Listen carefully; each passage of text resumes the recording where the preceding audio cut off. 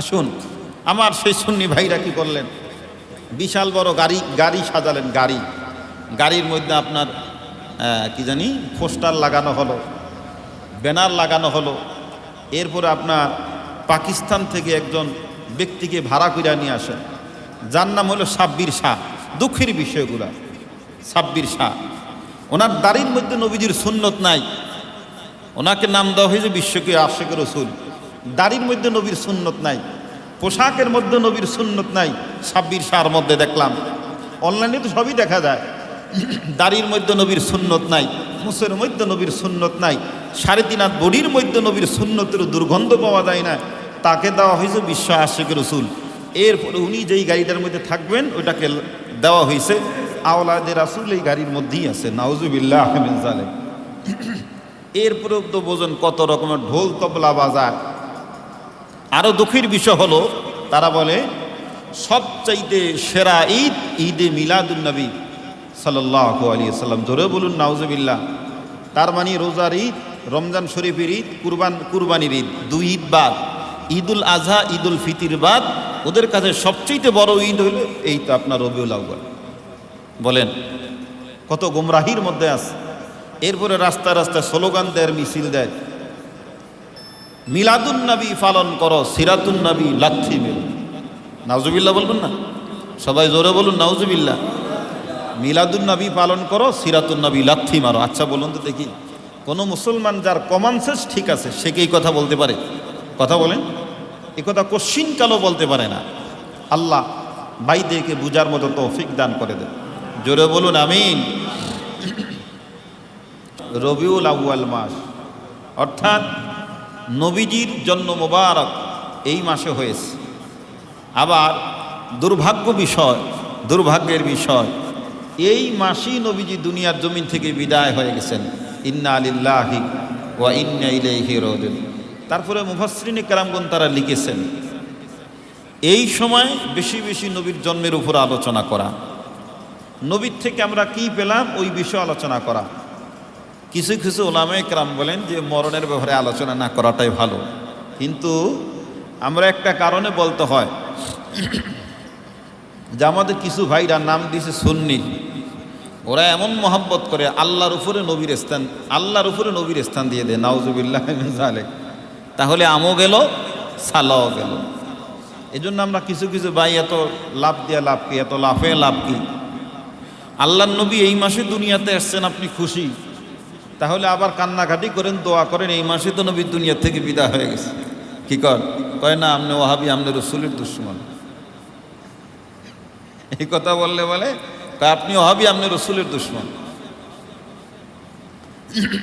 এই জন্য আসুন আগে আমাদের জানতে হবে মিলাদুন নবী কাকে বলা হয়, সিরাতুন নবী কাকে বলা হয়। মিলাদুন নবী জশ্নে জুলুস আকারে তারা বিভিন্ন ঢাকা শহরের বলেন, তারপরে চট্টগ্রাম বলেন, বেদাতিরা বেশি বেশি পালন করে মিলাদুন নবী সাল্লাল্লাহু আলাইহি ওয়াসাল্লাম। আমরাও পালন করি। মিলাদুন নবী হলো শুধু নবীজির জন্ম, মায়ের গর্ভে, মা আমিনার গর্ভে নবীজি ছিলেন, কিভাবে দুনিয়াতে আসলেন, এই যে এই জাতীয় অলৌকিক ঘটনাকে বলা হয় মিলাদুন নবী সাল্লাল্লাহু আলাইহি ওয়াসাল্লাম। কি কি অলৌকিক ঘটনা ঘটেছে এগুলাকে বলা হয় মিলাদুন নবী সাল্লাল্লাহু আলাইহি ওয়াসাল্লাম। আর সিরাতুন নবী বলা হয় নবীজির একেবারে শিশুকাল থেকে শুরু করে মৃত্যু পর্যন্ত এই 63 বছরের জীবনীকে বলা হয় মিলাদুন নবী সাল্লাল্লাহু আলাইহি ওয়াসাল্লাম। এক কথা, মা আতাকুম রাসূলু ফাকুযুহু ওয়া মা নাহাকুম আনহু ফান্তাহুন। নবীজি বলছেন, যা আমি ধরার জন্য বলছি তোমরা ধরো, আর যা তোমাদেরকে ছেড়ে দেওয়ার জন্য বলছি ছেড়ে দাও। তার সমষ্টি হলো লা ইলাহা ইল্লাল্লাহ মুহাম্মাদুর রাসূলুল্লাহ সাল্লাল্লাহু আলাইহি ওয়াসাল্লাম।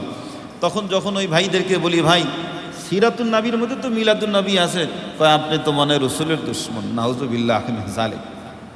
সম্মানিত হাজিরিন, আরও কত নিজেদের মন গড়া মতো কত তারা মাসলা মাসেল বানায় নেয়, তাদেরকে নিষেধ করতে পারবেন না আল্লাহ পাক রব্বুল আলামিন। তাহলে আমরা আজকে সংক্ষেপে জানলাম মিলাদুন নবী আর সিরাতুন নবী কাকে বলা হয়। এবার আসুন বাস্তবতায়। আল্লাহ তাআলা নবীকে অনেক ভালোবাসেন। কি বলেন, ভালোবাসেন কি না? আয়াতে কারিমে আমি আপনাদের মাঝে পাঠ করেছিলাম সংক্ষেপে বোঝাবার জন্য। আল্লাহ পাক বলেন, ওয়ামা আরসালনাকা ইল্লা রাহমাতাল লিল আলামিন। আল্লাহ পাক বলেন, ও নবী আমার, আমি আল্লাহ আপনাকে তামাম জগতের জন্য, নবমণ্ডল এবং ভূমণ্ডল, দুনিয়াবাসী এবং আখিরাতবাসী সকল কিছুর জন্য আমি আল্লাহ আপনাকে রহমত হিসাবে পাঠাইছি। জোরে বলুন সুবহানাল্লাহ। শুধু দুনিয়াবাসীর জন্য নয়, আখিরাতের বাসীর জন্য আমি আল্লাহ আপনাকে রাহমাতাল লিল আলামিন হিসাবে প্রেরণ করেছি। সুবহানাল্লাহ ওয়া বিহামদিহি। হাদিসে মুবারক পাঠ করেছিলেন, নবীজি বলেন, তারাকতু ফীকুম আমরাইন লান তাদিল্লু মা তামাসসাকতুম বিহিমা কিতাবাল্লাহি সুন্নাত নবীহি। নবীজি বলেন, আমি 63টি বছর জীবনে তোমাদের মাঝখানে আমি একটা দামি জিনিস রেখে গেলাম। একটা হলো আল্লাহর কালাম, আর একটা হলো নবীর সুন্নত। এই দুইটা জিনিসকে যে বেদে আঁকড়িয়ে ধরবে সে কখনো পথভ্রষ্ট হবে না, পথ হারা হবে না। ওই উম্মত, ওই বান্দা বিরুদ্ধ হইতে দেরি হয়, আল্লাহর জান্নাতে যাইতে কোনো দেরি হবে না। সুবহানাল্লাহ হবে। কি বলেন, এই হলো মেন কথা। আমল করব ইনশাআল্লাহ। অনেক সময় আলোচনা হলো কিন্তু আমরা আমল করলাম না। এই আলোচনার কোনো দাম আছে বলেন? কোনো দাম নাই।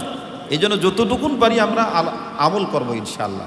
আসুন, আল্লাহ নবী সাল্লাল্লাহু আলাইহি ওয়াসাল্লাম হাদিসে পাকের মধ্যে বলেন, আউয়ালু মা খালাকাল্লাহু নূরি, আয় আউয়ালু মা খালাকাল্লাহু তাআলা বিহিদায়াতিহি। নবীজি বলেন, সর্বপ্রথম আমার নূরকে আল্লাহ তাআলা, হেদের নূর এবং হেদায়েতের আলোকে আল্লাহ তাআলা সৃষ্টি করেছেন। এই হাদিসের মধ্যে আসছে, আসমান জমিনের 50,000 বছর আগে আল্লাহ তাআলা নবীর হেদায়েতের আলোকে আল্লাহ তাআলা সৃষ্টি করেছেন। অর্থাৎ আল্লাহ তাআলা নবীরই সৃষ্টি করেছেন। নবীরই সৃষ্টি করার পরে সমস্ত নবীদেরকে আল্লাহ তাআলা দুনিয়াতে পাঠিয়েছেন। আর পাঠানোর পরে সর্বশেষ আপনার আমার পয়গম্বর নবী মুহাম্মদুর রাসূলুল্লাহ সাল্লাল্লাহু আলাইহি ওয়াসাল্লামকে আল্লাহ পাক রব্বুল আলামিন দুনিয়ার জমিনে পাঠিয়েছেন। উদ্দেশ্য আছে নাকি নাই? কথা বলেন। অবশ্যই উদ্দেশ্য আছে। উদাহরণ দিলে বুঝবেন। আমাদের মাহফিলে আমরা যারা প্রধান অতিথি হিসাবে দাওয়াত দিই, সর্বপ্রথম আগে তাকে দাওয়াত দিই। কি বলেন? কিন্তু তার আলোচনা তো আমরা সর্বপ্রথম দেই না। কি বলেন? দেই। তার আলোচনা হলো সর্বশেষ। উনি আলোচনা করবেন, মুনাজাত দিবেন, এরপর আমরা বিদায় হয়ে যাব, ঠিক না? তো আল্লাহ তো এই প্রধান অতিথিকে দাওয়াত দিলাম সবার আগে, আলোচনা দিলাম সর্বশেষ।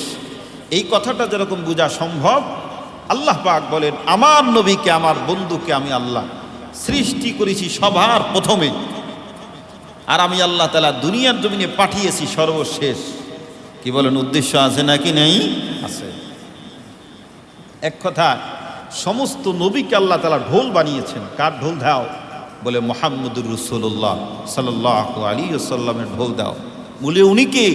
বলি হলে উনি হলেন আপনার সন্তান মুহাম্মদ সাল্লাল্লাহু আলাইহি ওয়াসাল্লাম। তাহলে দেখেন আল্লাহ পাক রব্বুল আলামিন কি পরিমাণ ভালোবাসেন নবীজিকে। এবং কি কবি বলেছেন, নূরে মুহাম্মদিয়া কবহ কাজুল্লাহ ফুরুজ হুসেন তেজার মে থা সান্দো সে তার কমারা। নূরে মুহাম্মদিয়া কবহ কাজুল্লাহ ফুরুজ হুসেন তেজার মে থা সান্দো সে তার কমারা। মুহাম্মদের আলো, মুহাম্মদ সাল্লাল্লাহু আলাইহি ওয়াসাল্লাম কবে কখন দুনিয়ার জমিনে আগমন করবেন, এই অপেক্ষমান ছিলেন আসমান, জমিন, পাহাড়, পর্বত, সকল কিছু নবীর আগমনের অপেক্ষা, কখন নবীজি দুনিয়ার জমিনে আগমন করবে।